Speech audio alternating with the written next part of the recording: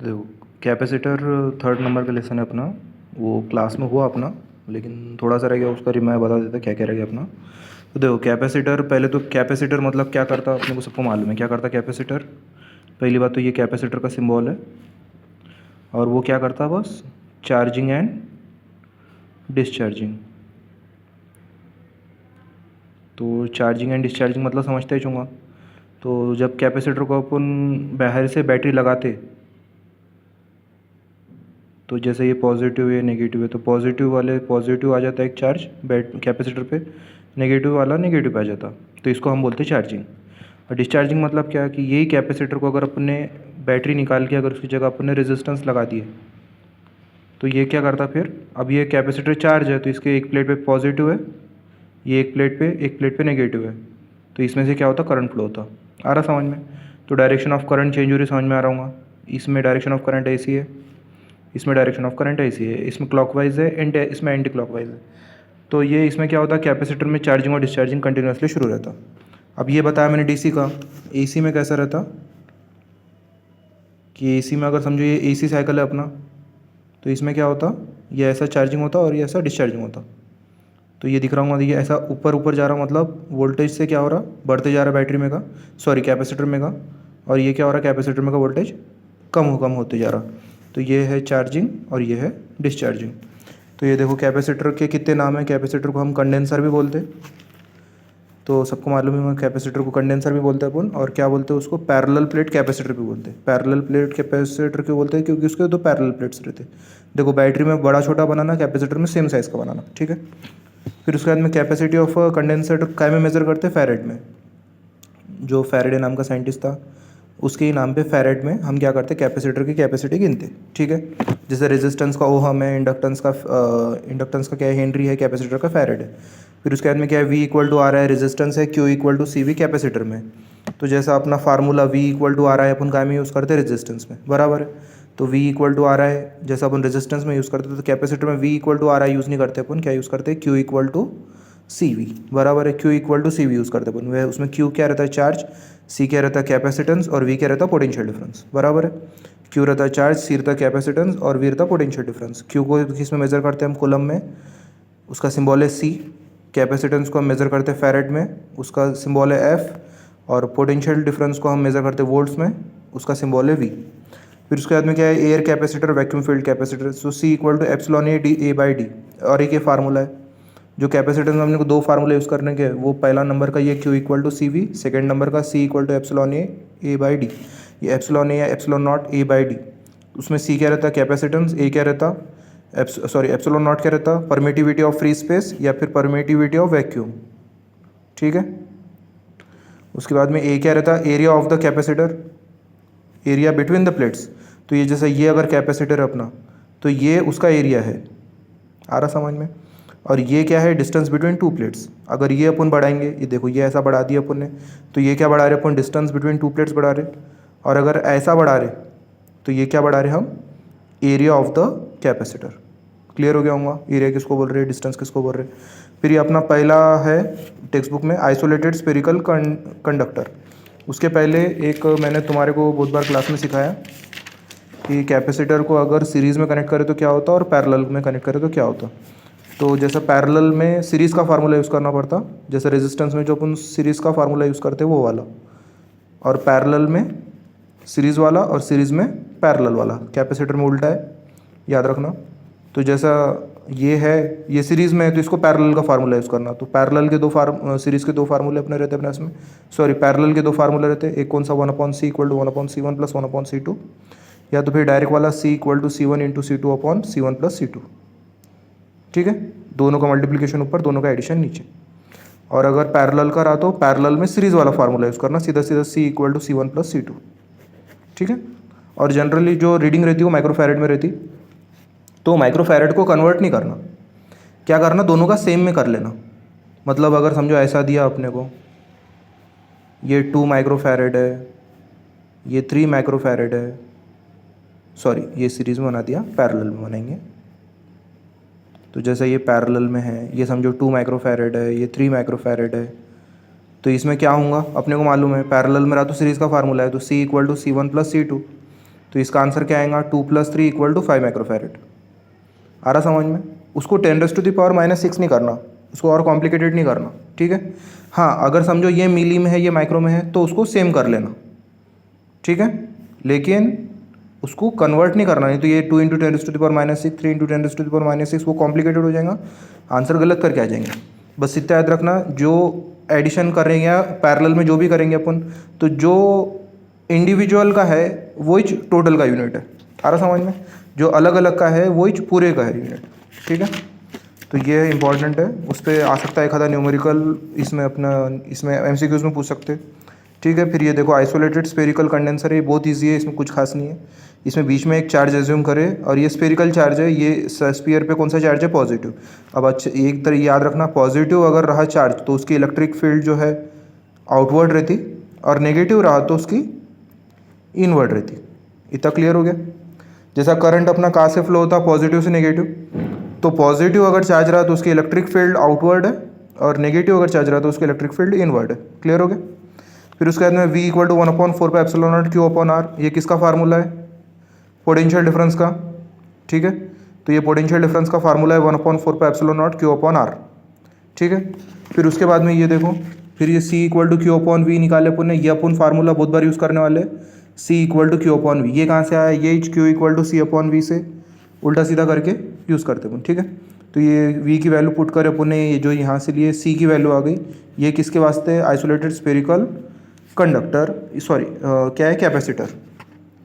ये कैपेसिटर है, कंडक्टर नहीं है, कैपेसिटर है, ठीक है। ये बहुत एकदम इजी है। फिर उसके बाद में कौन सा था अपना, पैरेलल प्लेट कैपेसिटर।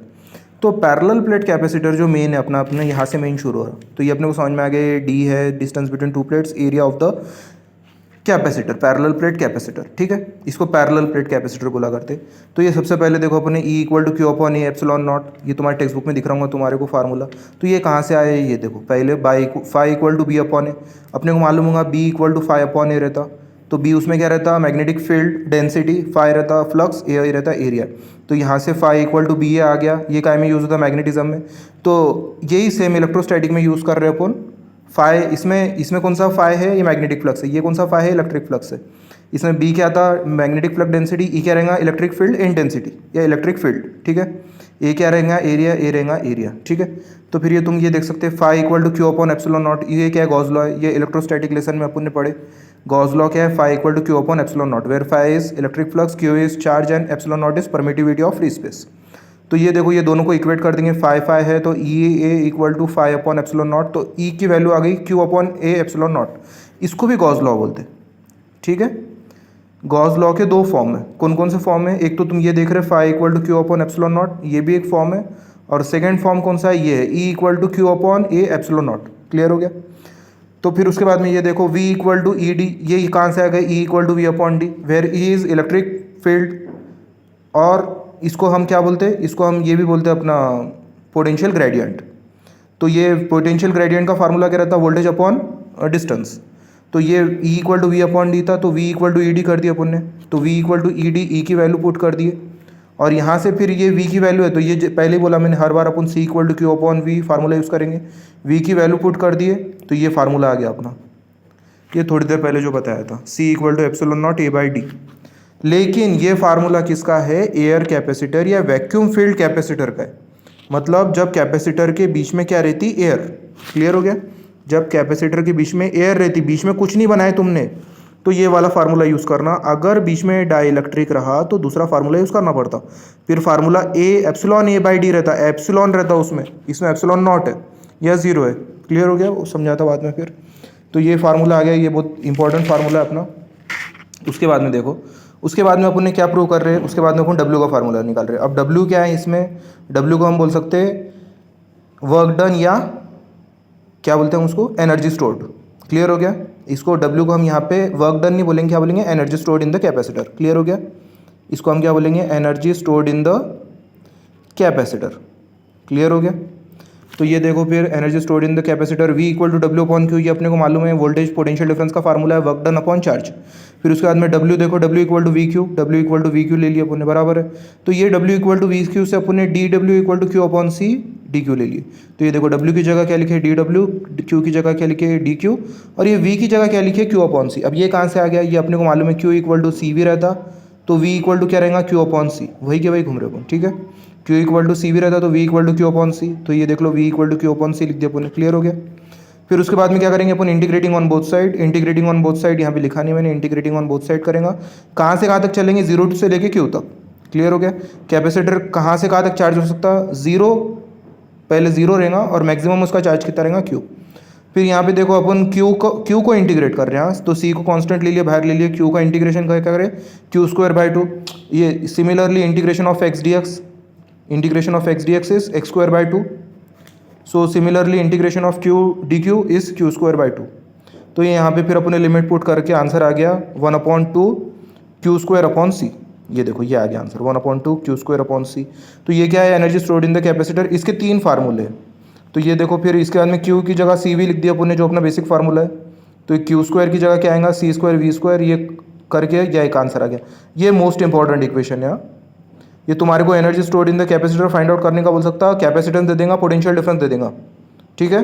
उसके वैल्यूज पुट करना, वो -6 जो भी रहेगा वो देख लेना, माइक्रोफैरेड में है, वोल्टेज में है, उस यहाँ पे पुट करना पड़ेगा उसको, क्लियर है। फिर वो सब सॉल्व करके अपने को क्या मिलेंगे, energy stored in the capacitor, और उसका यूनिट क्या रहेगा, जूल्स, याद रखना, ठीक है। फिर थर्ड फार्मूला देखो, फिर C equal to Q upon V रख दिया अपन ने। तो ये देखो, तो एनर्जी स्टोर्ड के 3 के फार्मूले है, Q square upon C, half C V square and half Q V, clear हो गया। अब उसके बाद में देखो ये 3 फार्मूले आ गए अपने। फिर उसके बाद में क्या है, स्पेरिकल कंडेंसर है या स्पेरिकल कैपेसिटर है, क्लियर हो गया। तो अब ये इसमें सिर्फ डायग्राम दिखते चलो, मेन छोटा है सर्कल, उसकी रेडियस कितनी A है, बड़ा सर्कल है उसकी रेडियस B है, क्लियर हो गया। इतना छोटा सर्कल है रेडियस A है, बड़े सर्कल है रेडियस B है। हाँ, और अंदर वाला जो सर्कल है उसके ऊपर चार्ज कौन सा है, पॉजिटिव क्यू, बाहर का जो सर्कल है उस पर चार्ज है नेगेटिव क्यू। इतना क्लियर हो गया। अंदर वाला जो स्फीयर है उस पर चार्ज है पॉजिटिव क्यू, बाहर वाला जो स्फीयर है उस पर चार्ज है नेगेटिव क्यू। तो ये फिर phi equal to Q upon epsilon not, this is nothing but the Gauss law. Phi equal to E A, ये पहले बताया मैंने, जैसा phi equal to B A रहता वैसे ही phi equal to E A लग दी हमने, और दोनों को पुट करके यहाँ पे हमने फिर क्या करे, फिर ये देखो Q equal to phi into epsilon naught, यहाँ से ये आ गया, क्लियर हो गया। इसको उधर लेके गए, फिर फाई की जगह अपन ने पुट कर दिए ई ए, तो ये यहाँ पे पुट कर दिया अपन ने, तो ये क्या आ गया, Q equal to epsilon not E A, clear हो गया इतना। फिर उसके बाद में देखो, अब उसके बाद में अपने को क्या करना है कि ये जो A है, एक area of the sphere, so surface area of sphere का फार्मूला है 4πr², अपने को मालूम है। तो surface area of a sphere A की जगह 4πr² रख दिए। फिर क्या करेंगे अपन, E की वैल्यू निकालेंगे। देखो E की वैल्यू बाकी सब उधर लेके गए, तो फार्मूला क्या बन गया, 1/4π epsilon not upon Q upon r², ठीक है। अब अपने को क्या निकालना है इसमें का, पोटेंशियल डिफरेंस। अब पोटेंशियल डिफरेंस, बस ये फार्मूला याद रखो तुम, ये तुम्हारे को याद रखना है, ठीक है। तो पोटेंशियल डिफरेंस का फार्मूला क्या है, माइनस इंटीग्रेशन B2 है। अब B2 है, देखो B बाहर से अंदर आ रहे हैं, क्लियर कर लो पहले, तो बाहर से अंदर आ रहे हैं, नेगेटिव से पॉजिटिव जा रहे हैं, इतना क्लियर करके रखो तुम। सिर्फ पहले ही बताया मैंने, नेगेटिव से कहाँ रहती बाहर की तरफ, पॉजिटिव से किधर रहती, सॉरी पॉजिटिव से आउटवर्ड बोला मैंने, नेगेटिव के टूवर्ड बोला। तो ये देखो इसमें कैसा है, जो बस अपने को क्या लेना है, बाहर से अंदर याद रखना है, ठीक है। तो बाहर से अंदर मतलब B2 है, क्लियर हो गया। तो इंटीग्रेशन कहाँ लेना है, माइनस का साइन है, B2A EDS, क्लियर हो गया। अब उसके बाद में देखो EDS हो गया, E की वैल्यू पुट कर दी अपन ने ऊपर से जो थी, तो ये सब जो कांस्टेंट है इसमें Q अपॉन 4π एप्सिलॉन नॉट वो बाहर आ गया। 1/r² का इंटीग्रेशन लेंगे, ठीक है। तो 1/r² का इंटीग्रेशन अपने को मालूम है कैसे लेना पड़ता, R को ऊपर ले लिया मैंने, r⁻⁻², उसका integration of x⁻n dx is nothing but x⁻n+1 upon n+1, clear है। ये यहाँ पे n की वैल्यू -2 है, वो पुट करेंगे -2+1, सॉरी यहाँ पे क्या आएगा, सिर्फ -2+1, बराबर है। तो ये r⁻2+1 अपॉन -2+1, तो -2+1 कितना हो गया, -1, r⁻2+1 क्या हो गया, r⁻1, क्लियर। ये माइनस माइनस क्या हो गया, प्लस, तो यहाँ पे का माइनस निकल गया। तुम्हारे टेक्स्ट बुक में देख लेना एक बार कहाँ से क्या निकल रहा, टेक्स्ट बुक मुझ तो भी मिस्टेक्स है वो क्लियर हो जाएंगी, ठीक है। फिर ये r⁻1 को हम क्या लिख सकते हैं, 1/r V2A, तो ये देख लो तुम। फिर उसके बाद में अपन upper limit minus lower limit, integration की लिमिट्स पुट करें, सो 1/a माइनस 1/b, फिर क्रॉस मल्टीप्लिकेशन करके B minus A upon A B, फिर C equal to Q upon V, similarly formula use करेंगे, क्यू क्यू कैंसिल हो जाएगा, ये सब ऊपर आएगा, 4 upon epsilon not A B upon B minus A. Clear हो गया, एकदम ईजी है, कुछ नहीं है उसमें खास। अब उसके बाद में देखो सिलेंड्रिकल कंडेंसर। अभी सिलेंड्रिकल कंडेंसर में कुछ मिस्टेक्स है। पहले शुरू तुम ये देख लो एक डायग्राम, इसमें अपने ये जो सेवानी की टेक्स्ट बुक है उसमें दिए हुए, ये देखो इसमें सिर्फ डायग्राम सिर्फ तुम क्लियर कर लो। डायग्राम में क्या है, एक सिलेंड्रिकल शेप है और बाहर वाला जो है देख लो, इसमें 2 सिलेंडर कंसिडर करे, जैसे 2 स्फीयर कंसिडर करे थे अभी थोड़ी देर पहले, वैसे 2 सिलेंडर कंसिडर करने के बाहर वाले सिलेंडर पे नेगेटिव चार्ज लेना है, अंदर वाले सिलेंडर पे पॉजिटिव चार्ज लेना है। जैसे अभी बाहर वाले स्फीयर पे हमने नेगेटिव लिए थे, अंदर वाले पॉजिटिव लिया था, सेम टू सेम बाहर वाले की रेडियस जो है और अंदर वाले की एक रेडियस है, और ये क्लियर हो गया इतना बस। अब ये देखो अपनी टेक्स्ट बुक में ऐसी डायग्राम है, अपनी टेक्स्ट बुक के डायग्राम में क्या दिया हुआ है कि एक सिलेंडर है, ये बाहर वाला सिलेंडर है और ये एक्चुअल में अंदर वाला सिलेंडर है। इतना क्लियर हो गया। तो ये बाहर वाला सिलेंडर है, एक अंदर वाला सिलेंडर है उसमें, उसके बाद में उसकी लेंथ कितनी है, एल है, तो ये लेंथ भी बोल सकते हैं, हम इसको हाइट भी बोल सकते हैं। क्लियर हो गया। तो ये लेंथ या हाइट कितनी है उसकी कैपिटल एल है, बाहर वाले रेडियस R2 है, अंदर वाले जो सिलेंडर है उसकी रेडियस R1 है। सिलेंडर मतलब जो सर्कल है, ऊपर से सर्कल दिखता, अपने को सबको मालूम है, सिलेंडर को ऊपर देखो तो सर्कल दिखता। क्लियर हो गया। तो फिर ये फार्मूला यूज़ करें अपने, Q equal to epsilon not E A, ये जो अपन थोड़ी देर पहले देखे थे, ये फार्मूला यूज़ करें, Q equal to epsilon not E A. फिर अब उसमें क्या करें, ए की वैल्यू पुट करेंगे। ए क्या है, area of surface area of the cylinder, तो surface area of the cylinder अपने को मालूम, फार्मूला क्या था, 2 पाई आर एच। एच की वैल्यू क्या पुट करेंगे, एल। क्लियर हो गया। हाइट यहाँ पे क्या है, कैपिटल एल है। फिर अपन क्या करेंगे, ये यहाँ पे से ई की वैल्यू निकाल लेंगे, तो ई की वैल्यू क्या आ जाती, ई की वैल्यू आ जाती E equal to Q upon 2 pi epsilon naught R L. Clear हो गया। अब उसके बाद में अपन क्या करेंगे, इसको इंटीग्रेट करेंगे। हाँ, अब यहाँ पे टेक्स्ट बुक में थोड़ी सी गलती दी हुई है, R1 टू R2 दिया हुआ है, R1 टू R2 नहीं है, R2 टू R1 है। अब ऐसा मैं क्यों बोल रहा, क्योंकि देखो बाहर ये सेवानी की टेक्स्ट बुक में करेक्ट दिया हुआ है, B2A लिया हुआ है, बाहर से अंदर लेना है। तो जैसा अपन यहाँ पे बाहर से अंदर लिए थे, याद है बाहर से अंदर लिए थे, B2A लिए थे इंटीग्रेशन, वैसे ही सेम यहाँ पे लेना है बाहर से अंदर, यानी R2 से लेके R1 तक। क्लियर हो गया। तो माइनस का साइन लेना है, वही फार्मूला है। ये फार्मूला कौन सा है, V equal to minus integration R2 to R1 E into DS था थोड़ी देर पहले, DS की जगह आप क्या लेना है, DR लेना है। क्लियर हो गया। तो DS की जगह अपने DR लेके उसको सॉल्व करना है। वैसे भी यहाँ पे भी अपने DS लेते हैं सिर्फ फार्मूले में, लेकिन उसको आगे जाके DR करके सॉल्व करते। क्लियर हो गया ये। तो DS को रिप्लेस करना है DR से, और फिर अब उसके बाद में देखो E की वैल्यू तुमने पुट कर दिए, फिर ये सब कांस्टेंट बाहर ले लिए, अंदर क्या बचेगा, सिर्फ R बचेगा। तो integration 1 upon R DR, 1 upon R means integration of 1 upon x dx is nothing but log x base to the e। Clear है। तो ये देखो log x base to the e, log r base to the e आ गया यहाँ पे answer. Limits of integration put करेंगे R1 R2। अब यहाँ पे देखो सिर्फ क्या होने वाला है, ये जो माइनस का साइन है ये अंदर आएगा, तो ये R1 माइनस R2 जो था अब वो चेंज हो गया, क्या हो जाएगा, R2 माइनस R1। इतना क्लियर हो गया। सिर्फ पहले क्या था, R1 माइनस R2, अपर लिमिट माइनस लोअर लिमिट, बाद में माइनस का साइन की वजह से साइन ये जो है चेंज हो जाएंगे पोजीशंस, R2 माइनस R1 आ जाएगा, बराबर है। फिर ये जो सब्ट्रैक्शन है ये किस में चेंज हो गया, डेरिवेटिव में।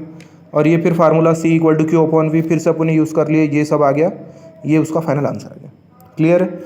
अब उसके बाद में अपने को क्या करना है, देखो उसके बाद में capacitor completely filled with dielectric medium है। ये थोड़ा सा कॉम्प्लिकेटेड टॉपिक है, ये अपनी टेक्स्ट बुक में नहीं है, अब ये सेवानी की बुक में है, उसमें थोड़ा सा कॉम्प्लिकेटेड है। बस बेसिक क्या लिख के आना है, सुन लो। अगर पैरेलल प्लेट कैपेसिटर रही, जनरली अपने को अज्यूम क्या करना है कि 2 पैरेलल प्लेट कैपेसिटर का ऐसा रहता, जो पैरेलल प्लेट कैपेसिटर है एयर फील्ड बोल रहा हूँ मैं, एयर फील्ड मतलब उसके बीच में एक तो या तो हवा रहने होना या तो वैक्यूम फील्ड रहने होना, फील्ड FILLED। क्लियर हो गया। अब उसके बाद में देखो ये सादा वाला कैपेसिटर है, तो इसमें रिलेटिव परमेबिलिटी कितनी रहती, 1। जनरली क्या रहता है, ये फार्मूला रहता है, epsilon equal to epsilon 0 into epsilon R, where epsilon is the permittivity, epsilon naught is the permittivity of free space and epsilon R is the relative permittivity. Clear हो गया। अब इसके बाद में ये देखो C equal to epsilon A/D, generally ये formula use करा करते, एप्सिलॉन की जगह क्या पुट करेंगे, एप्सिलॉन नॉट एप्सिलॉन R। लेकिन जब एयर फील्ड रहेगा तो एप्सिलॉन R की वैल्यू 1 रहती, इसलिए फार्मूला क्या यूज़ करा करते हैं हम, C equal to epsilon A/D। Clear हो गया। ये काय के वास्ते, एयर या वैक्यूम के वास्ते। अगर उसके बीच में डाइलेक्ट्रिक मीडियम रहा, डाइलेक्ट्रिक मीडियम मतलब ऐसा रहता, कुछ भी रह सकता, उसके बीच में एयर, उसके बीच में वाटर रह सकता, या कोई भी सॉलिड सब्सटेंस रह सकता, पेपर, माइका, कुछ भी रहता, तो उसके हिसाब से कैपेसिटर के टाइप चेंज होते। ठीक है। तो ये देखो ये डाइलेक्ट्रिक मीडियम है। डाइलेक्ट्रिक को डाइलेक्ट्रिक क्यों बोलते हैं? क्योंकि उस पर दो इलेक्ट्रिसिटी रहती है, पॉजिटिव एंड नेगेटिव। तो ये देखो कैपेसिटर को बाहर से अपन ने चार्ज करे, एक प्लेट को पॉजिटिव एक प्लेट को नेगेटिव। डाइलेक्ट्रिक में उसके अपोजिट इलेक्ट्रिक फील्ड बनती, मतलब देखो इसमें इलेक्ट्रिक फील्ड कैसी है, ऐसी, पॉजिटिव से नेगेटिव। इसकी इलेक्ट्रिक फील्ड कैसी है, ऐसी, opposite to that of the capacitor. Clear हो गया? तो इसमें देखो पॉजिटिव वाले के पास में नेगेटिव आ जाता है, ये इसको अट्रैक्ट करता है, नेगेटिव वाले के पास में पॉजिटिव आ जाता है, ये इसको अट्रैक्ट करता है। और इसका जो फार्मूला रहेगा कैपेसिटर का वो ये रहेगा, C equal to epsilon naught epsilon R A/D। Clear हो गया? बाकी इसमें कुछ भी खास नहीं है। उसके बाद में देखो गॉस थ्योरम इन डाइलेक्ट्रिक है। उसमें क्या है? उसमें भी कुछ खास है नहीं। उसमें क्या है, ये लास्ट टॉपिक है तुम्हारे टेक्स्ट बुक में का। तो rho B equal to minus del dot P, ये पहला फार्मूला है। इसमें पी क्या है? पोलराइजेशन है, बस याद रखना है अपने को, पी क्या है? पोलराइजेशन है। और ये dot product del dot P means क्या है? डाइवर्जेंस है, बराबर, ये डाइवर्जेंस है। और ये रो बी क्या है? ये रो बी क्या है? Accumulation of bound charges with in dielectric, बस ये याद रखना है। रो बी क्या है? रो बी क्या है? Accumulation of bound charge with in dielectric. Clear हो गया? अब पी ये रो बी का फार्मूला है, फिर ये सिग्मा बी आ गया। अब ये सिग्मा बी क्या है? पी डॉट एन, क्या है ये? एन कैप, बराबर है। अब ये सिग्मा बी क्या है? ये सिग्मा बी क्या है? Accumulation of bound charges on the surface of material. देखो दोनों में डिफरेंस देख लो। हाँ, रो बी क्या है? विद इन डाइलेक्ट्रिक है, और ये क्या है? On the surface of material. Clear है? फिर टोटल निकालना है अपन। टोटल निकालना है तो क्या करेंगे? एडिशन करेंगे किसकी? Rho equal to rho B plus rho F. अब ये रो एफ नोवा क्या आ गया? ये क्या है? Free charge density. ठीक है, ये फ्री चार्ज डेंसिटी है, इससे कुछ डरना नहीं है अपने को। फिर क्या है? फिर सिंपल है, देखो फिर क्या है? गॉस लॉ है। अब गॉस लॉ क्या था? गॉस लॉ क्या था अपना? गॉस लॉ था phi equal to Q upon epsilon naught, बराबर है। तो उसको अपन ने इसमें कन्वर्ट कर लिया। देखो तो epsilon not del dot E equal to rho. अब इसमें एप्सिलॉन नॉट क्या है? Permittivity. Del dot E means क्या है? Divergence of electric field, and rho is nothing but the density. अब टोटल डेंसिटी क्या थी? टोटल डेंसिटी तो rho B plus rho F. अब रो बी की जगह आपने क्या लिखना है? ये यहाँ पे लिखा हुआ है माइनस डेल डॉट पी। ठीक है, बस इक्वेशन चल रहा है, कुछ खास नहीं है इसमें। फिर ये माइनस इधर आके क्या हो जाएगा? प्लस। फिर ये दोनों में डेल क्या रहेगा? बाहर ले लेंगे, डॉट भी बाहर ले लेंगे, डाइवर्जेंस। उसके बाद में अंदर में ब्रैकेट में क्या बचता? Rho E plus P equal to rho F. अब ये रो ई प्लस पी, इसको हम क्या बोलते हैं? इसको बोलते हैं हम इलेक्ट्रिक डिस्प्लेसमेंट। ये आगे के सेम में तुम शायद सीखेंगे, इलेक्ट्रोमैग्नेटिक इंडक्शन का पार्ट है, ये इलेक्ट्रोमैग्नेटिक फील्ड का पार्ट है, सॉरी।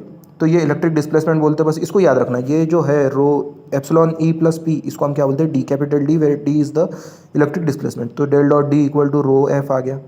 फिर उसके बाद में क्या करें हमने? ये यहाँ पे पुट करके आ गया। फिर ये क्या करें? अब देखो ये अपने को सिखाया हुआ है, मैंने तुम्हारा सिखाया कि डाइवर्जेंस का अगर, अब देखो ये सिग्मा है तो ये डेंसिटी है, तो डेंसिटी का फार्मूला क्या रहता? चार्ज अपॉन एरिया, बराबर। सो चार्ज अपॉन, सॉरी ये चार्ज डेंसिटी है, चार्ज अपॉन वॉल्यूम है। तो चार्ज अपॉन वॉल्यूम, तो चार्ज ऊपर रहेगा, वॉल्यूम नीचे रहेगा। वॉल्यूम को अगर इधर लिखे गए तो ये किस में कन्वर्ट हो जाएगा? Integration of del dot D D V. अब ये जो है ये डाइवर्जेंस है, ये अपन ने पढ़ा है कि ये जो है वॉल्यूम इंटीग्रेशन, ये किस में कन्वर्ट हो जाता? Area integration. तो ये volume integration closed area integration में कन्वर्ट हो गया। D dot D A is nothing but the area integration of the D. Clear हो गया? अब ये इसमें जो क्यू फ्री आ गया, वो क्यू फ्री क्या है? Free charge enclosed in the volume. बस उतना याद रखना है, बाकी ये सब खत्म हो गया।